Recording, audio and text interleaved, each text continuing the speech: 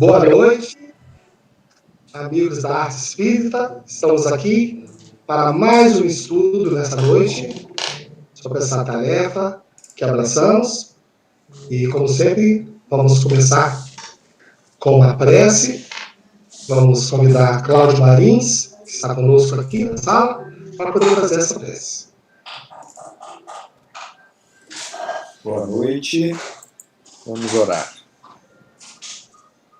Pai de amor e bondade, Mestre Jesus, espiritualidade amiga, agradecemos mais uma vez, Senhor, pela oportunidade de estarmos reunindo corações amigos para estudarmos e trazermos cada vez mais luz acerca da arte espírita e de como podemos trabalhar a mesma, laborando em nós mudanças, crescimento interior e também levando esperança e conforto àqueles que poderão ter contato com a mesma.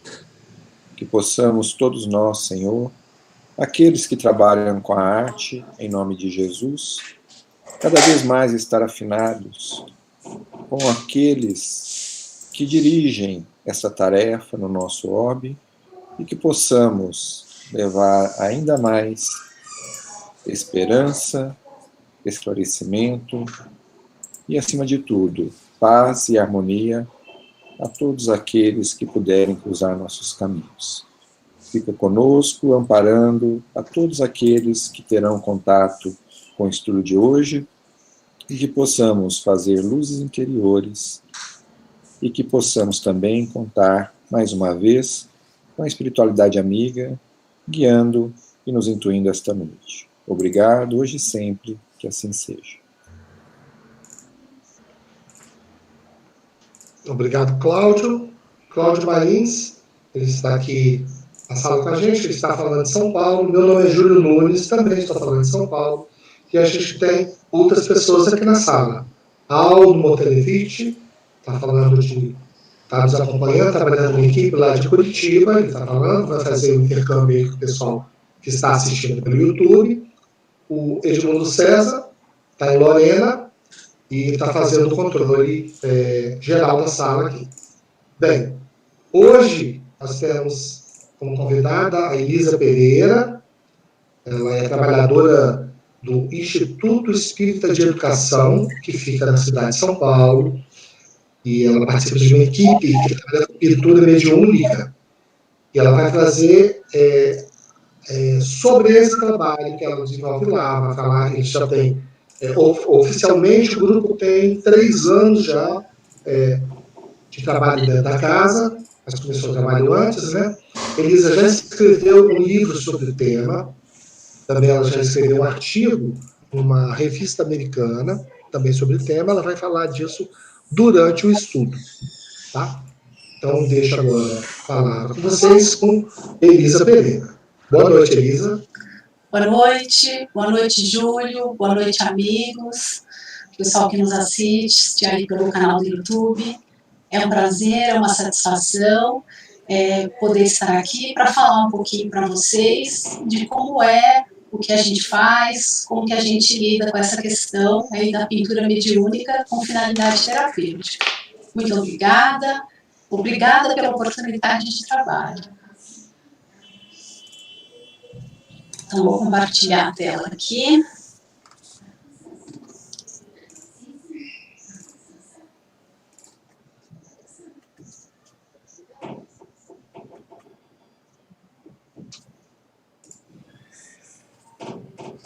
Tudo ok? Ah, que bom, consegui, hein, Júlio? Ótimo. Então, o que nós vamos conversar hoje é a respeito da pintura mediúnica com finalidade terapêutica. Eu coloquei essa imagem, que é um recorte de uma obra de Degas, que me causa profunda empatia, acho de uma leveza, de uma singeleza muito grande, e ela foi feita com giz pastel seco. Então, coloquei só para nos inspirar. Esse estudo, nesse grupo de estudo, se não me engano, é o estudo de número 63. No estudo de número 12, aonde o nosso amigo Adriano Calzoni fez, ele falou sobre o que é a pintura mediúnica. Então, ele, assim, com todo o seu conhecimento, de uma forma, assim, magistral, falou muito bem sobre o que é a pintura mediúnica, o histórico, como as coisas acontecem e tal, em cima também, baseado no livro, em todo o estudo que ele fez. Com isso, eu vou tomar a liberdade de apenas colocar aqui na nossa introdução uma breve definição. Então, é no Livro dos Médiuns, na questão 190, onde a gente tem ali uma breve definição do que seriam os médiuns pintores, né, e que, através dos quais teríamos como um resultado do intercâmbio mediúnico o desenho, a pintura mediúnica. Então, médiuns pintores ou médiuns desenhistas são os que pintam ou desenham sob a influência dos espíritos. Nós somos um grupo que trabalhamos com a pintura mediúnica com finalidade terapêutica. E o nosso grupo de trabalho se chama Terapia através da Arte. Bem, aqui eu já disse pintura mediúnica com finalidade terapêutica e estou falando agora em terapia através da arte. Acredito que seja interessante colocar o porquê de terapia, o porquê de terapêutica. Então, assim, a gente estamos aqui usando essas palavras como um sinônimo de método de tratamento, como um sinônimo de medicação. E eu vou, então, contar para vocês como que essa equipe, como que nós trabalhamos. Então, vamos falar um pouquinho sobre essa logística. O assistido, quando chega na nossa casa, ele passa pelo atendimento fraterno, e então ele pode ser ou não encaminhado para o trabalho de terapia através da arte. No trabalho, a equipe, num dia de atividade, num dia de trabalho, a equipe se divide em duas subequipes. Uma que vai ficar numa sala a qual denominamos sala de recepção assistido, e a outra subequipe na sala mediúnica, onde acontece o trabalho mediúnico propriamente dito. Na sala de recepção assistido, rapidamente, eu vou passar aqui, depois vou esmiuçar mais, acontece ali uma leitura inicial, uma prece, uma explicação sobre o que é esse trabalho que envolve a pintura mediúnica, seguido de uma explanação de um tema evangélico, o passe e, ao final, a entrega dos desenhos. Esse conteúdo, ele fica entre 50 e 60 minutos, então é o tempo que o assistido fica ali conosco. Enquanto isso, e tendo começado exatamente ao mesmo tempo, na sala mediúnica, acontece o trabalho mediúnico. Trabalho mediúnico como qualquer outro trabalho mediúnico, com todas as suas etapas. O assistido, quando ele chega, uma ficha com o seu nome, com um possível diagnóstico, é encaminhada para a sala mediúnica. E essa ficha vai ser colocada na sala, em cima da mesa do trabalho mediúnico. Terminada a parte prática do trabalho mediúnico na sala mediúnica, esses desenhos que foram direcionados para essas fichas, eles vão para a sala de recepção assistido e serão entregues. O que eu preciso ressaltar aqui é assim, essas fichas com nome e um possível diagnóstico colocadas em cima da mesa do trabalho mediúnico, os médiums trabalhando, ao terminarem ali a confecção de um desenho, eles, por intuição, vão colocar uma ficha junto com um desenho. Vou esmiuçar isso já já. Então, na sala de recepção assistido, o importante até aqui era entender isso, que nós vamos estar trabalhando em duas subequipes simultaneamente, uma vai estar ali recebendo o assistido e outra no trabalho mediúnico. Aqui na sala de recepção assistido, a nossa função, o objetivo aqui desse momento é de acolhimento. Então, a gente entende esse ambiente como um ambiente de tratamento. Então, o assistido ali, ele vai ser acolhido, ele vai receber as explicações acerca do funcionamento do trabalho, do tipo, a primeira coisa que já ao chegar ele se depara é de verificar que não se trata de uma apresentação pública. Ele vai receber orientação de como ele vai lidar com esse desenho, aonde ele vai colocar, quanto tempo ele vai deixar, vai também receber orientações em relação à possibilidade de não receber o desenho, orientação em relação a manter o seu tratamento médico, caso esteja em tratamento médico. E ali a gente ainda abre para algum questionamento, para alguma pergunta que algum assistido queira fazer. Na sequência, uma explanação de um tema evangélico, aonde o objetivo é iniciar ou dar continuidade a um processo educativo e despertativo, assim, em relação ao assistido, para o assistido, no intuito de que o assistido entenda que ele é uma parte ativa nesse tratamento, né? Então, nós estamos falando de um desenho mediúnico como um tratamento, e o assistido como um fator responsável também para o sucesso desse tratamento. Logicamente que não é colocado de uma forma que isso vá pesar, mas assim, não adianta ele achar que ele vai pegar ali o desenho, levar para casa e tudo se resolveu. Não. Então, esse momento da explanação evangélica e dessa leitura inicial é onde a gente tenta colocar de uma forma sutil, amorosa e acolhedora esse item de que a participação do assistido, não só a receptividade, mas a participação do assistido no sentido de ter consciência e querer mudar os seus padrões de sentimentos e pensamentos vão influenciar no padrão de doença que ele possa ter desenvolvido ou estar desenvolvendo. Então, assim, de uma conscientização disso, né? Em termos de logística, é mais ou menos assim, olha. Então, uma sala de aula normal, comum, onde as pessoas chegam e são ali acolhidas. Nós entendemos esse ambiente como um ambiente de tratamento, onde o tratamento já se inicia. E o assistido vai, então, ser preparado para receber o desenho. Finalizada essa parte, depois dessa explanação, também pela psicofonia e pela psicografia. Então, os médiuns também se colocam numa mesa, com o material mais ou menos como está aí. Como eu já disse, essas fichas são colocadas no centro da mesa, e à medida que o médium termina um desenho, ele coloca esse desenho junto com uma ficha. E aí, aqui na imagem da direita, esses desenhos, eles são colocados em um saquinho, que não é um saquinho transparente. Nesse saquinho é anotado o nome correspondente àquela ficha e fechado. Aí o desenho está lá dentro, né?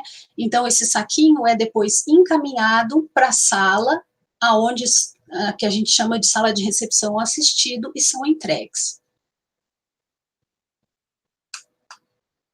Então, a partir disso, a gente já pode falar de um tópico aqui que a gente chama do tripé no qual se sedimenta esse trabalho, né? Então, o trabalho de terapia através da arte, que é composto, esse tripé é composto pelo assistido, pelo médium e pelo espírito que pinta, aonde nenhum é mais importante ou mais especial que o outro, simplesmente uma ordem que precisava colocar algum primeiro e começar a falar de algum primeiro. Então, vamos inicialmente aqui falar em relação ao assistido. Então, para o assistido, esse tipo de tratamento, esse tipo de opção de tratamento, é mais uma opção de tratamento, né? É mais uma opção de tratamento que uma casa espírita pode oferecer. Então, e aqui, acho que o que eu preciso ressaltar, e nós já conversamos, é exatamente isso, assim, do assistido, ter consciência de que ele precisa e que é importante que ele tenha uma participação ativa nesse tratamento. Depois, ao se falar do médium, aqui é para dizer o mínimo, né, que em relação ao médium, isso se constitui num seminário, porque aqui nós estaríamos falando de mediunidade, de desenvolvimento mediúnico, de autoconhecimento, então, iríamos por esse caminho, mas eu acho que eu posso simplificar dizendo assim que para o médium que tem essa capacidade, né, que tem esse tipo de mediunidade desenvolvida, a oportunidade de participar de um trabalho como esse, ela é muito importante, como para qualquer outro médium que tem a oportunidade de colocar sua mediunidade a serviço do próximo, né? E aqui, notem que eu coloquei espírito que pinta, e não espírito pintor. Por quê?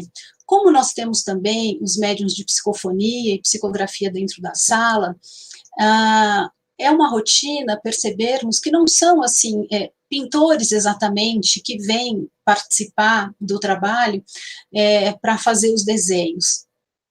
Às vezes pessoas comuns, mas que vêm para desenhar, né? Então, para o espírito que pinta, é uma oportunidade de tratamento também, e de fazer a caridade. Vou explicar isso daqui a pouquinho melhor. Então, aqui sim, o espírito que pinta, a entidade comunicante, é o paciente da arte-terapia. Estou frisando isso porque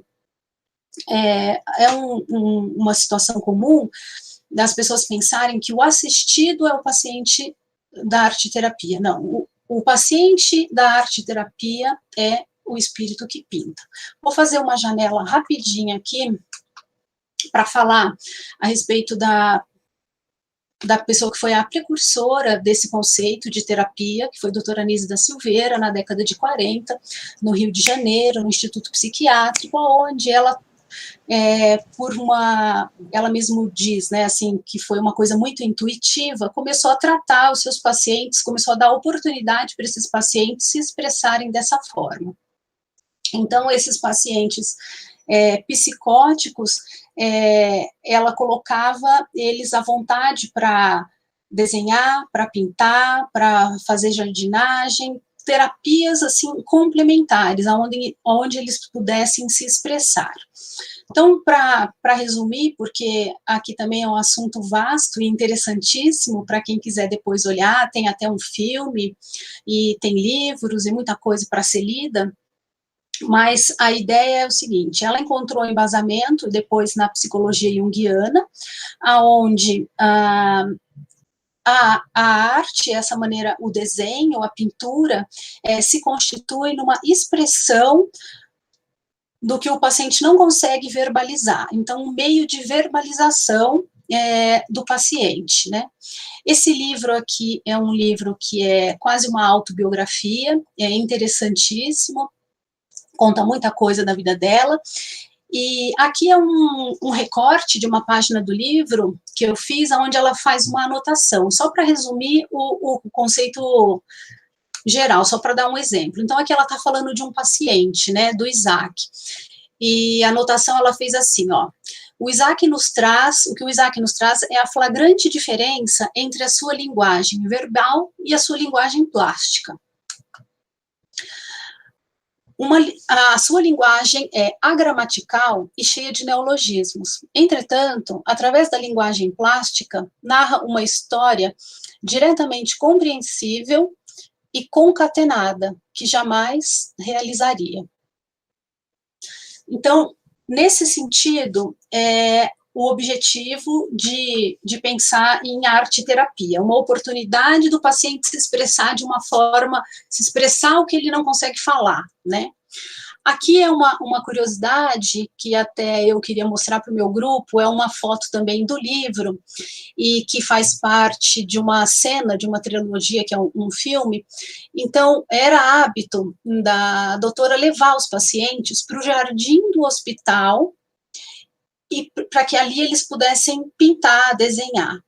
Então, esses pacientes, né, pacientes na grande maioria esquizofrênicos, e aonde esse contato, que vivem fechados no seu mundo, então esse ir para o jardim era uma solicitação do meio externo para eles, assim, para chamá-los para isso, e eles respondiam muito bem. Então, nós temos, é uma curiosidade, mas nós temos relatos a partir das psicofonias de que no plano espiritual, o nosso trabalho, ele ocorre em um jardim, e que tem também um hospital. Então, nesse jardim, tem ali aprendizes e mestres desenhando, e as pessoas podem passar, podem olhar, pacientes que saem do hospital, muitas vezes depois ainda vão ter a oportunidade de pintar ou desenhar, mas assim, esse jardim é um ambiente bem familiar no nosso trabalho. Bom, continuando, então, a gente tem, então, como resultado do trabalho do médium e do espírito que pinta, o desenho, aonde esse desenho vai ser entregue para o assistido, e tudo isso supervisionado, cuidado e amparado pela equipe de apoio do plano espiritual. Também por meio de psicofonia e psicografia, a gente sabe que essa equipe de apoio do plano espiritual é uma grande equipe multiprofissional. Então, médicos, especialistas em plantas, especialistas em cores, várias especialidades médicas, psicólogos, psiquiatras.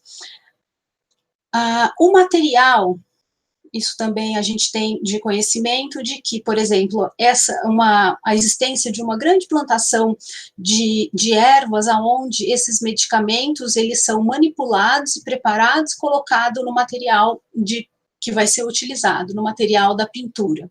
Na verdade, no nosso caso, a gente desenha, porque nós trabalhamos com giz pastel seco, não trabalhamos com tinta, né? Então, esse tipo de atendimento, a gente entende, né, e acho que fica claro, de que é um trabalho que atende a dois planos. O plano dos encarnados e o plano dos desencarnados, aonde é um trabalho, onde existe um trabalho de mútua cooperação. A gente sabe que a entidade comunicante, quando ele está em condições, quando ele pode participar do intercâmbio mediúnico, executando ali os desenhos através do médium, ele já passou por aulas, ele já passou por orientações, ele já começou o seu processo de evangelização, ele está numa sequência está no início de uma estrada, ou está caminhando numa estrada, para o seu autoconhecimento, para o seu burilamento, para a sua melhora. E sabe também que o seu resultado, que o que ele está ali fazendo junto com o médium, que o resultado pictórico desse intercâmbio mediúnico será útil para um encarnado. Então, por isso que eu disse um trabalho, né, de mútua cooperação. Nesse livro, em 2 capítulos, no capítulo 15 e no capítulo 28, é descrita assim, com uma simplicidade, uma riqueza de detalhes, assim, de uma forma, parece que a gente está vendo, conforme a descrição, o que é o trabalho do Pierre Lambré, que é o nosso dirigente espiritual, no plano espiritual com esses artistas, não só artistas, mas assim com os artistas, famosos ou não desencarnados, e com essas pessoas que precisam. Então ali ele descreve as etapas. Muitos deles, quando desencarnam, estão assim atordoados por conta da forma como desencarnaram ou como viveram. E essa oportunidade de poder ir aos grupos mediúnicos, poder vir aos grupos mediúnicos e participar desse intercâmbio, para eles dá um salto qualitativo e de evolução nessa recuperação muito grande. Então, a partir desse entendimento, a primeira coisa que cai por terra é o sentido estético diante desses desenhos. Então, se você pensar que esses pacientes, eles estão caminhando no sentido de se melhorar, se aparecer ali um borrão, um desenho elaborado, isso não faz a menor importância, o resultado pictórico não interessa, né? E a mesma coisa em relação à assinatura nos desenhos. Nós também não temos o hábito de fazer isso por causa desse contexto todo aqui que eu acabei de colocar. Passa a ser uma coisa desnecessária. eu queria contar um pouquinho em relação ao assistido, né, a pessoa que recebe, e o desenho. O que a gente percebe na prática é que se estabelece ali entre o assistido e o desenho uma relação de pertencimento. Como assim?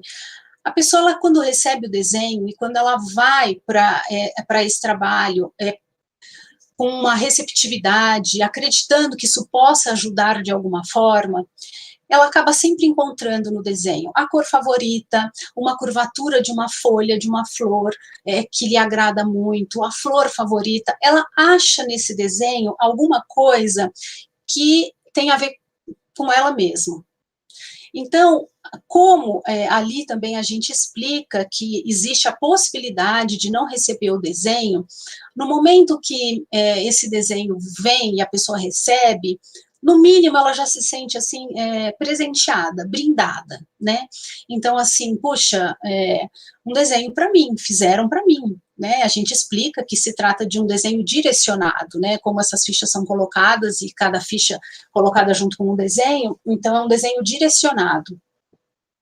E isso se reverte para o assistido numa grande injeção de ânimo, sabe? Puxa, alguém pensou em mim, alguém está cuidando de mim.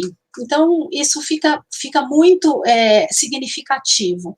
E que tem a ver com o que a gente tem até hoje em relação ao mecanismo de entendimento, em relação ao mecanismo de ação do desenho. A primeira coisa é de que, quando esse assistido olha para o desenho, dificilmente ali vai ter alguma coisa que lhe remeta a uma situação de tristeza, uma coisa feia.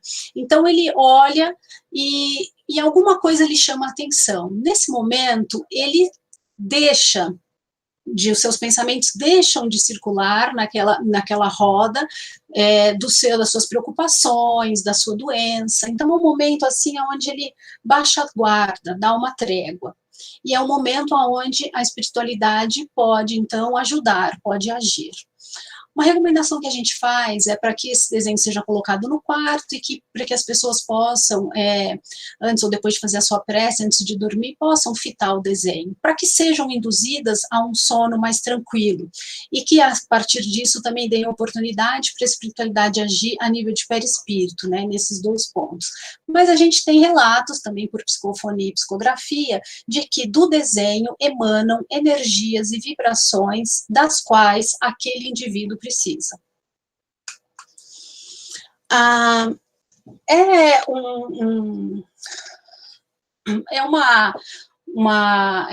não posso dizer senso comum, porque há ainda quem não concorde com isso, mas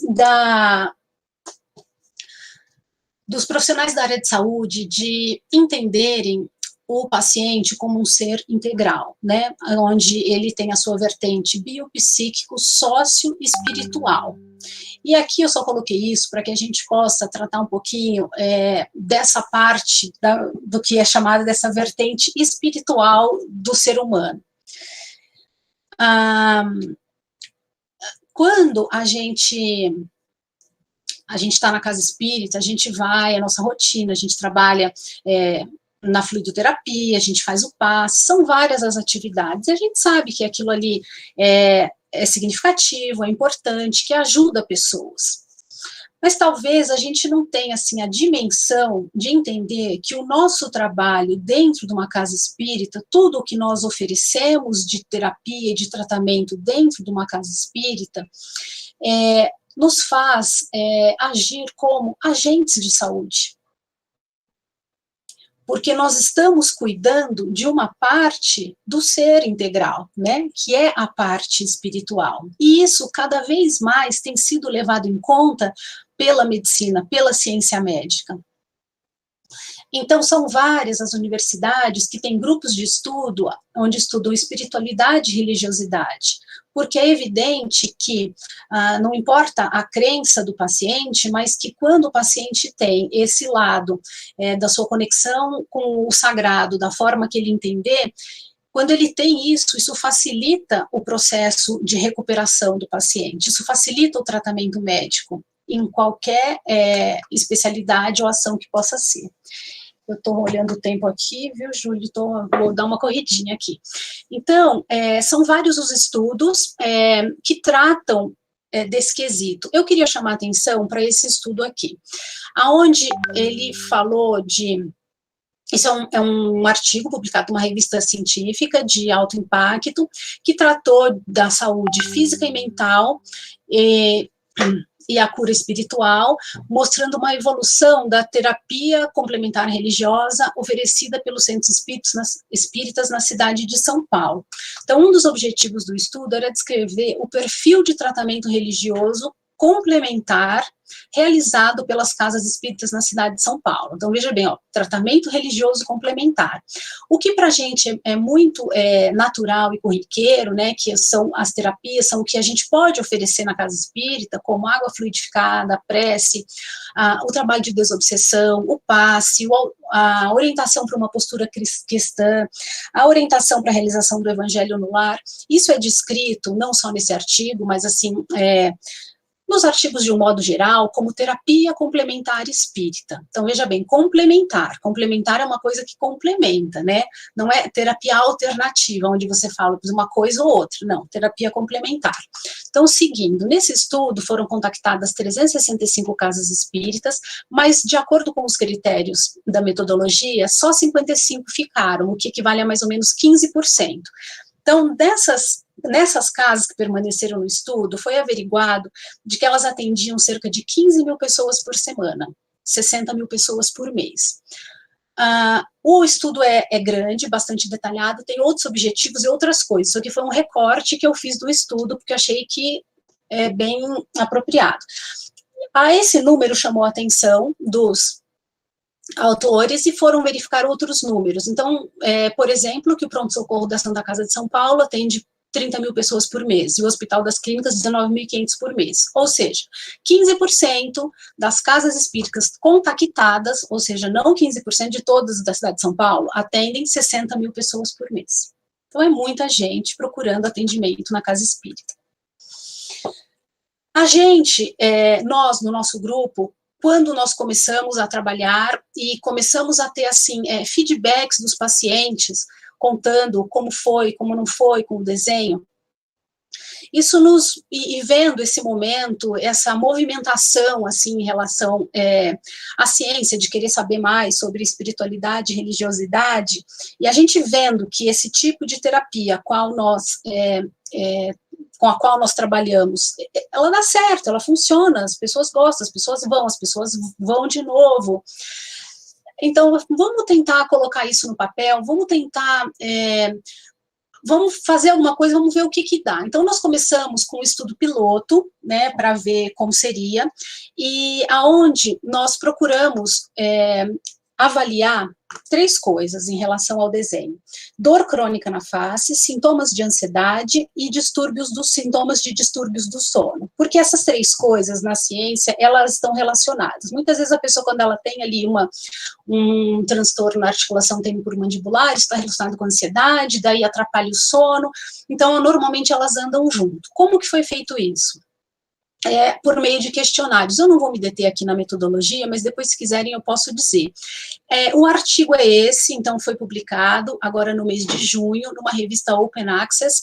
Isso quer dizer que é uma revista onde, se você colocar o título do artigo, qualquer pessoa tem o artigo todo na íntegra para ler. E isso, para a gente, é muito interessante, porque um objetivo também, ao fazer isso, era de que uma terapia como essa ficasse conhecida. Conhecida para a gente? Não, de jeito nenhum. Conhecida porque, muito provavelmente, em outros lugares aí do mundo, alguém mais faz isso. Então, hoje em dia, se você pegar e colocar esse título no Google, você acha. Então, a gente passa a existir como uma terapia. A terapia passa a existir, a gente não. A terapia passa a existir, passa a ser uma possibilidade para qualquer pessoa, em qualquer canto do mundo, entende? E foi, logicamente, feito dentro de uma metodologia científica, passou por comitê de ética, dá um belo trabalho para conseguir colocar isso assim no papel do jeito que está. Mas nós ficamos muito satisfeitos, acho que o objetivo inicial foi alcançado. Mais importante do que eu dizer para vocês aqui das conclusões, porque as conclusões elas foram muito significativas. Eu posso resumir dizendo assim: os números alcançados, eles foram estatisticamente significantes. O que quer dizer isso? Quer dizer que a terapia com a pintura mediúnica, ela é estatisticamente eficiente, eficaz para esses 3 tipos de patologias que a gente estudou. Mas mais importante do que falar da conclusão é a gente colocar a discussão. Então, na discussão do artigo, nós podemos colocar alguma coisa do tipo assim, ali onde eu grifei, ó, estudos futuros devem explorar diferentes possibilidades da pintura mediúnica como uma terapia religiosa complementar. A partir desse estudo, nós compreendemos que a pintura mediúnica pode também ser considerada como uma terapia complementar de acordo com a sua eficácia. Então, não só o passe, água fluidificada, todas as outras terapias que nós mais conhecemos na casa espírita são efetivas. Por aqui, nós comprovamos também que mas dentro dessas 3 patologias. Estamos aí no planejamento de novos trabalhos, né, e aqui isso é um início, a gente precisava começar de alguma forma, sempre uma metodologia científica, ela pode ser mais apurada, ela pode ser mais refinada, então, eu coloquei isso tudo aqui para que vocês soubessem e para colocar que isso é uma preocupação também do nosso grupo, que a gente acredita que isso também seja viável.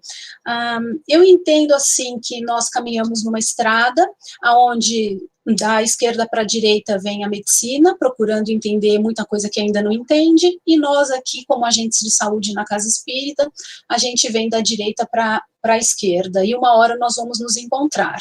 Então, acredito ser muito interessante que a gente possa comunicar o nosso fazer também na linguagem científica, para poder alcançar mais pessoas. Alcançar para quê? Alcançar para ajudar, né? Alcançar para poder colaborar. Então, assim, se é uma coisa que é boa, que pode ajudar, que tem efeito, ela não precisa ficar só dentro da casa espírita, só para os espíritas, né? Ela, estando dentro da casa espírita, ela pode servir a quem queira e a quem precise.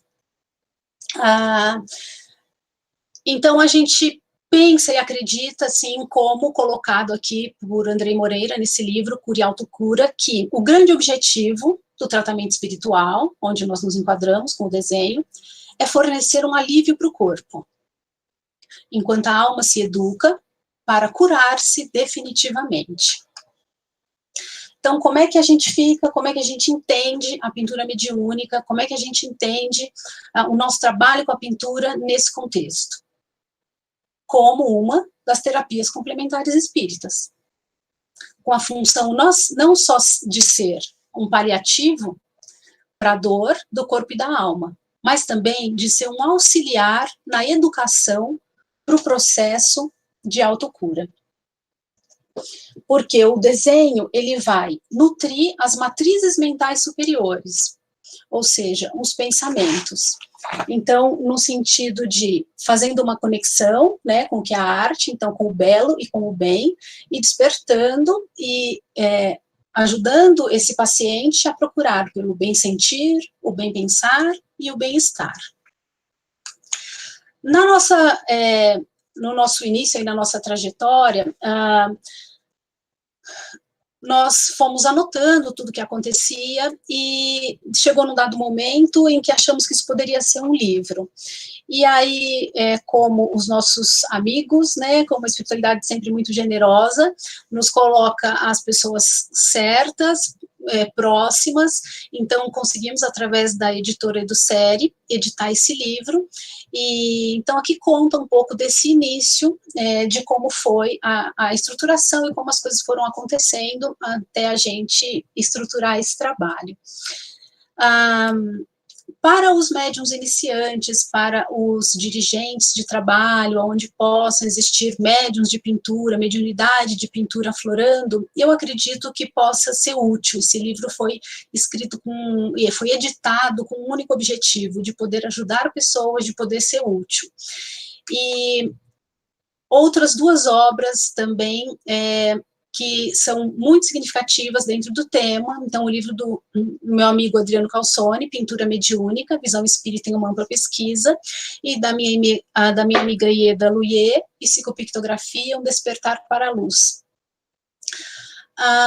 Eu penso que a parte mais importante aqui da minha fala hoje, não só para colocar o nosso trabalho, assim, contar o que a gente faz, é simplificar o que é a pintura mediúnica, né? Então, assim, não é 8 ou 80, ou o médium, ele não pinta, ou ele vai e faz show e pinta assinando obras com o nome dos famosos. Não, não é. Tem muito médium que veio com esse compromisso, que tem o potencial para aflorar esse tipo de mediunidade, e tem muitas entidades precisando desse intercâmbio, porque simplesmente não conseguem se comunicar de outra forma. Então, a psicopictografia é apenas mais um tipo de mediunidade, não é melhor e nem pior do que nenhum outro. Aqui nós colocamos o que, da maneira como a gente faz. Então, a gente tem um grupo que acabou ficando específico, onde nós temos muitos médiuns de pintura e também atendemos ao público. Mas, havendo um único médium que seja de pintura, ele pode participar de um trabalho de desobsessão, ele pode fazer o atendimento através do desenho, né? Eu tive a oportunidade de estar lá em Porto Alegre, no trabalho da Dona Ieda. Ali os médiuns não só eles trabalham dando passividade, fazendo intercâmbio por meio do desenho, como também através da psicofonia, e ao mesmo tempo. Então, voltando, dizendo o que eu estava dizendo, assim, um dos meus objetivos aqui era isso, assim, simplificar, né? Então, o que a gente vê, o que chega muito são histórias e preocupações, assim, do dirigente. Tem ali um médium que aflorou esse tipo de mediunidade, não sabe como é que lida, não sabe o que vai fazer. Então, nós temos aqui um material que pode ser útil, né? Esses 3 livros, tem outros mais, e simples assim, é um tipo de mediunidade. E como toda mediunidade, precisa dos seus cuidados, mas sem ser melhor ou pior que nenhuma outra. Então, eu vou terminando por aqui, deixo aqui, olha o meu e-mail, estou à disposição, contato no Facebook, e termino com uma frase do nosso amigo e dirigente espiritual, Pierre Lambré, onde ele diz assim: vamos confiar e seguir no firme propósito de aprender e ajudar, e tudo dará certo. Muito obrigada.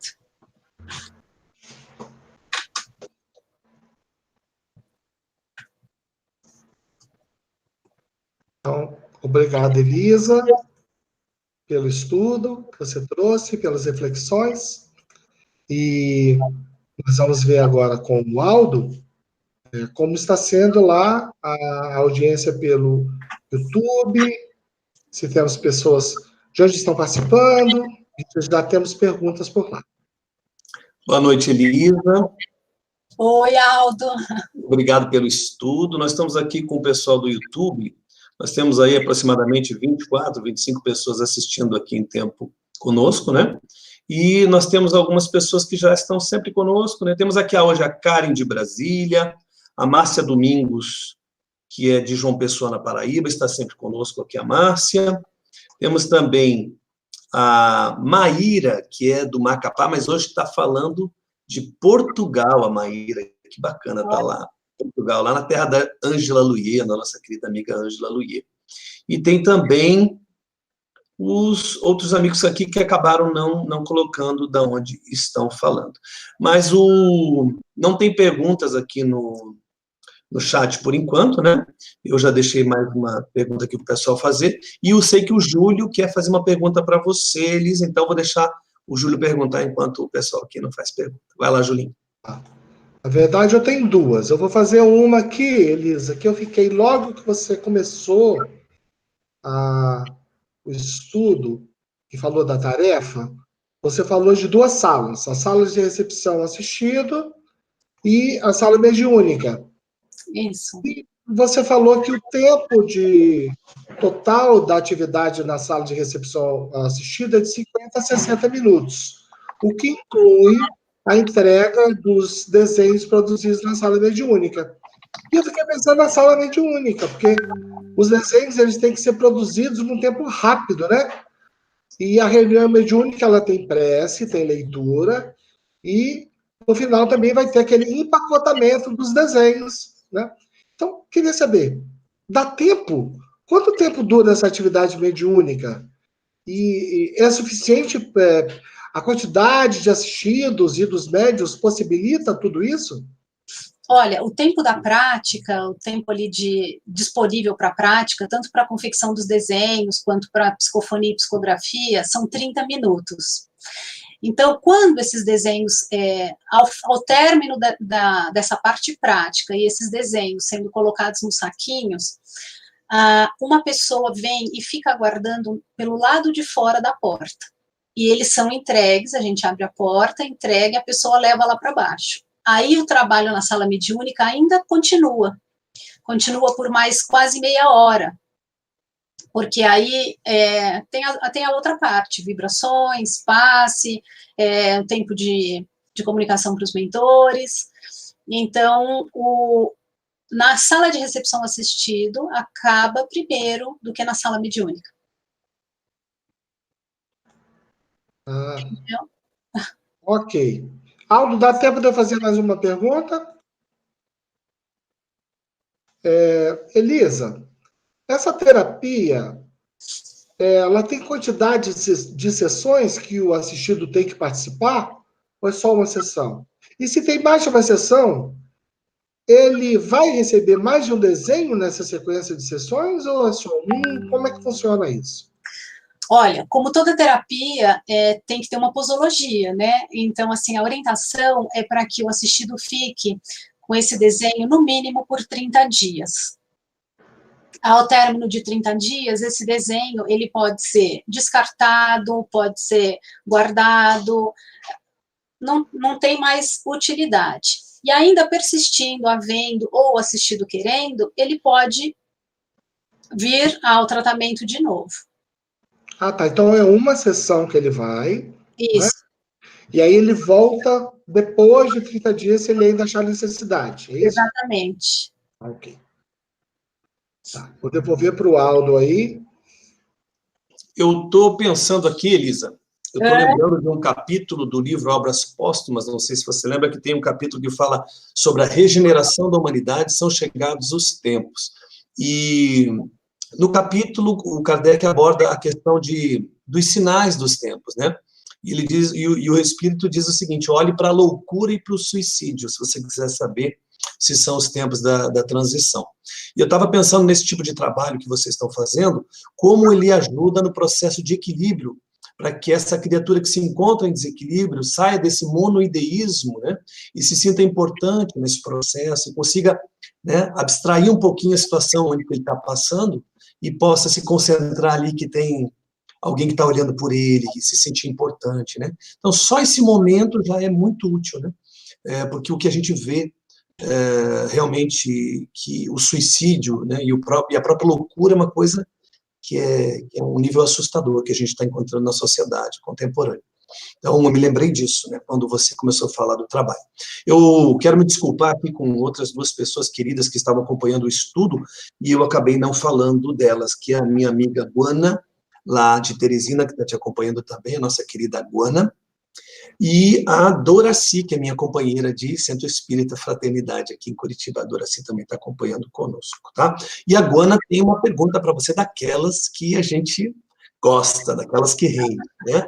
E a Guana diz o seguinte: o que você acha da venda comercial dessas obras dentro de ambientes espíritas?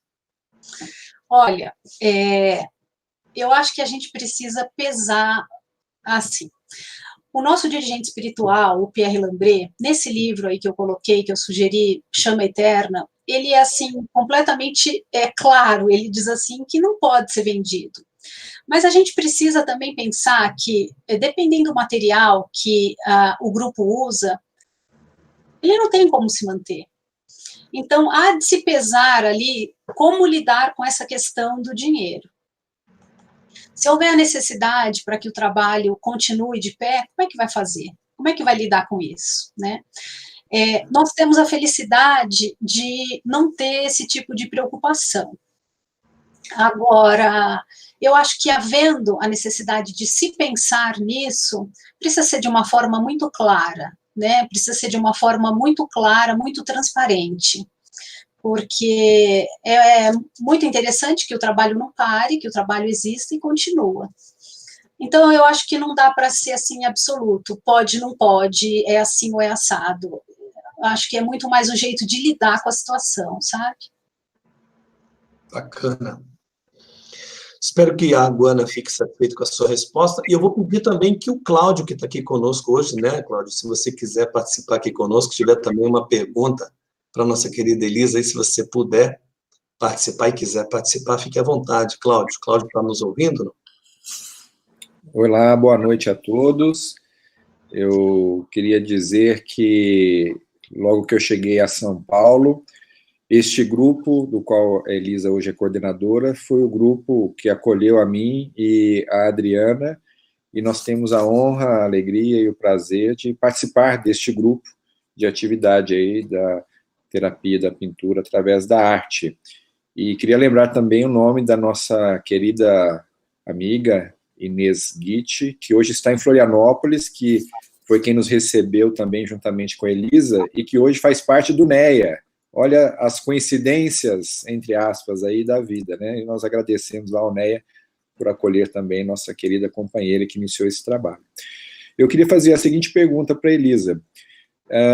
Quando nós adentramos ao grupo, elas tinham a sensação de que esse era um trabalho único e exclusivo, e conforme nós fomos apresentando alguns colegas da Abrarte, ela foi percebendo também que já existiam outros trabalhos similares a esse no Brasil, e ela foi atrás. A Elisa é muito pesquisadora, e ela vai mesmo atrás da informação. E ela já teve contato com outros grupos, o da Germana, em Brasília, esse lá do Rio Grande do Sul, também esteve em outras regiões, né, com a Bibiana, em Goiás, e eu acho que ela poderia talvez dizer para a gente que essa é uma atividade que parece que a espiritualidade tem investido bastante, esse tipo de terapia, já existe há mais tempo, mas que talvez não seja tão conhecido hoje no Brasil, né?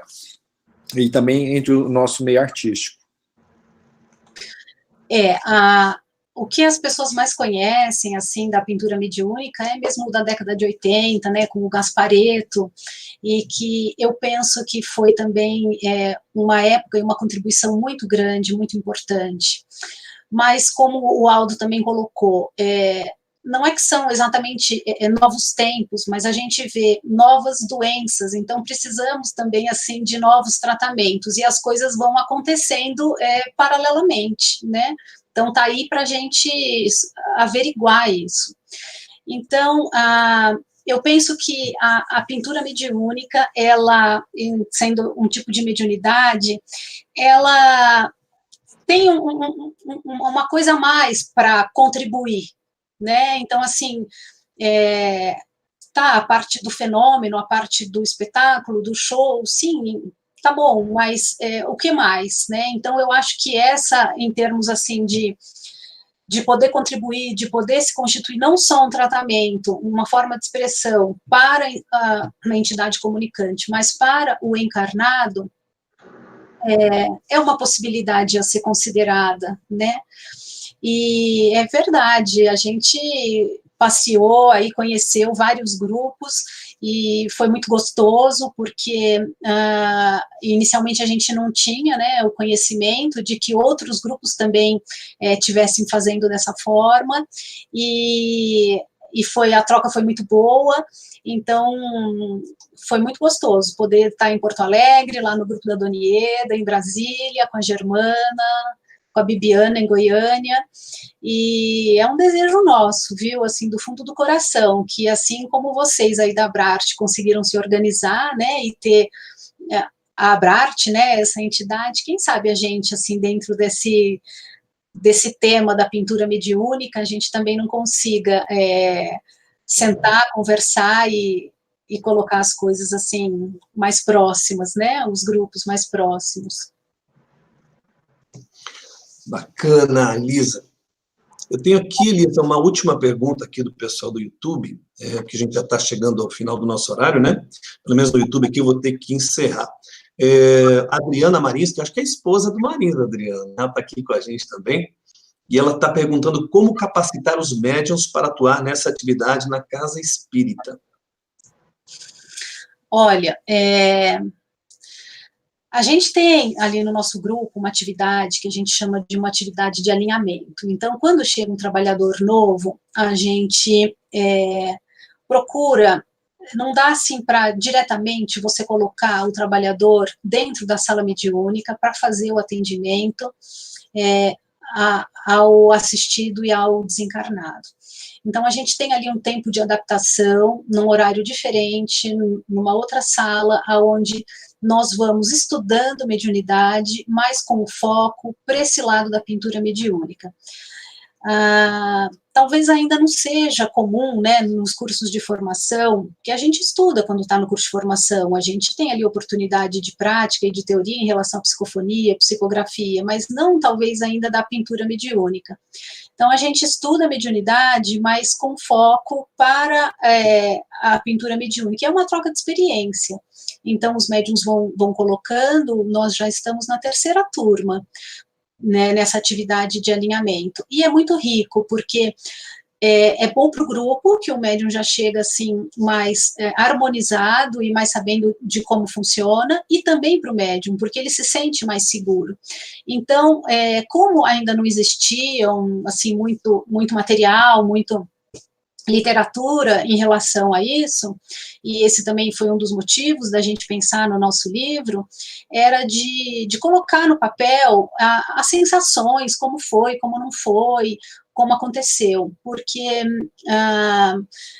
o médium, né, quando aflora a mediunidade, nem sempre é de uma forma tranquila. Então, a nossa preocupação é de colocar esse médium no colo e de tentar ali dar o apoio que ele precisa para que ele se sinta confortável e seguro para começar a deslanchar dentro dessa proposta.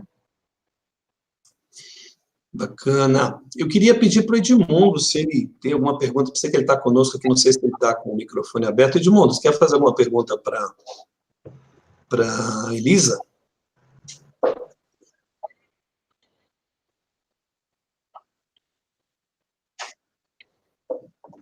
Eu tenho uma, então. Posso fazer, Elisa? É lógico. Vamos lá, eu também quero. Eu sempre me chamo muita atenção aquele trabalho da Anísia da Silveira que você citou.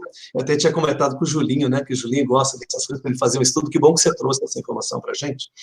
E você tem no seu livro alguma indicação de como fazer um trabalho desse em instituições, por exemplo, que abrigam pessoas com problemas mentais, de fazer um trabalho parecido com o que a Anísia fez, de pintura, para poder auxiliar essas pessoas a poder manifestar o que elas não conseguem manifestar com algum hemisfério do cérebro, para poder se manifestar através da arte? Você tem, no teu livro, fala um pouco sobre isso? Ou você conhece esse trabalho, você já iniciou um trabalho assim em alguma instituição? Não, Aldo, a arte-terapia, né, porque no início ali, com a doutora Anísia, ela chamava de terapia ocupacional, mas é conhecido como arte-terapia, ela é uma especialidade da psicologia, né, então é uma ciência reconhecida, então não só ali da expressão através da arte, mas de outras formas de arte, por exemplo, mandalas e outras coisas mais. Então, é uma ciência, vamos dizer assim, sedimentada. Eu fui e começamos a ler e fui assim atrás e conhecer a história da doutora Anísia, porque esse livro é sensacional, essa parte da arte-terapia. Então, por exemplo, ela ali, com uma sequência de desenhos, ela conseguia, sabendo a história clínica do paciente, conversando com familiares, e mais a sequência de desenhos, ela conseguia instituir um tratamento para aquela pessoa. Então, ela conseguia fazer um diagnóstico, né? E os casos são muitos. Ela, no museu que ela criou, né, o Museu de Imagens do Inconsciente, tem mais de 350 mil obras à disposição de pessoas e profissionais que queiram ir lá e estudar. É para ser um museu de estudo, assim, de consulta. Não, no meu livro não tem nada disso. a gente mesmo foi atrás disso, porque a gente entende que a entidade comunicante é ali um paciente da arte-terapia, e nesse livro também, Chama Eterna, onde o Luiz Sérgio se encontra com Pierre Lambré, ele conta e descreve ali essa parte desse tratamento da arte-terapia. Então, cada entidade comunicante que vem e faz um desenho, ele tem um tutor, ele tem uma pessoa que acompanha o caso dele. Então, não somos nós, né, os encarnados, é que vamos fazer ali o diagnóstico, e nem o prognóstico, e nem o tratamento do comunicante. Agora, você sabe que você falou uma coisa e foi interessante, que recentemente um médico, né, pediatra, me dizendo que tem recebido muitas crianças autistas no consultório, e que é um tipo de diagnóstico difícil de lidar, difícil de... por ser essa caixinha fechada, né, de não saber como lidar com isso. Então, ele ainda assim, filosofando, conversando, ele falou assim, puxa, esse negócio aí do trabalho de vocês, com o desenho, com o apoio do plano espiritual, isso seria muito significativo para essas crianças, porque a gente muitas vezes não sabe para onde ir, não sabe o que fazer, né, e as famílias precisam da ajuda, do apoio. Mas não pensamos em nada disso, não temos nada assim para esse lado, ou não ainda, né? Bacana, adorei. Viu, Elisa, a gente está chegando aqui no final do estudo, né? E eu queria, antes de passar a palavra aí para o Julinho, fazer a prece final, agradecer você em nome do Grupo de Estudos Arte e Espiritismo, da Abrat também, né? A tua participação aqui. Queria deixar para você fazer as suas considerações finais aí. Eu que agradeço, Aldo, Júlio, Edmundo, muito obrigada, Cláudio aí também sempre a postos, à disposição. Para a gente, como grupo, uma oportunidade de ouro poder estar aqui e falar sobre o nosso trabalho, né?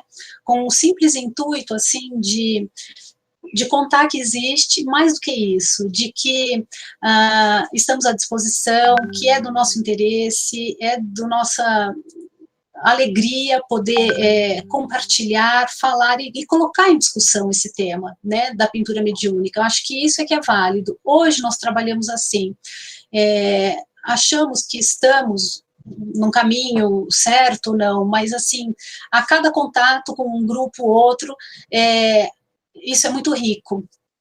E então acho demais essa oportunidade para podermos conhecer mais grupos, mais pessoas, né? Eu queria ler uma frase aqui de Santo Agostinho que eu acho que fica bem aqui nesse final. Os milagres não acontecem em contradição com a natureza, mas apenas em contradição com o que conhecemos da natureza, né? Então, assim, não é milagre, né? Talvez a gente ainda não saiba, mas está aí para a gente ver, investigar e estudar. Obrigada. Tá. Obrigado, Elisa, mais uma vez. Bastante interessante. E a sua abordagem do tema foi complementar o estudo que o Calzone fez. Quem tiver oportunidade, assista. No canal da Abrat, a gente tem uma playlist de todos os estudos que já foram realizados, né? Todos 63 estudos, contando com o de hoje, né? Então, logo no início do primeiro ano, o Calzone nos deu a honra de participar aqui, trazendo as pesquisas dele, né? E você agora complementou com uma prática dentro da sua instituição, da sua equipe, que está tendo resultados, e a gente fica muito contente. Bem, vamos agradecer, então, o estudo de hoje. Jesus amado, nós agradecemos essa oportunidade, Senhor, de conhecer um pouco mais sobre a arte e esta forma de pintura mediúnica associada à terapia de quem busca a casa espírita, em busca de remédio para seus males físicos, mas também de suas inquietações, da sua perturbação na alma. Saber que podemos usar a arte para atingir a esse espírito, a esse coração, é realmente um alento para todos nós. Fica conosco e que tenhamos uma ótima noite depois desse estudo. Então, gente, até daqui a 15 dias, quando teremos mais um estudo no canal da Abrate.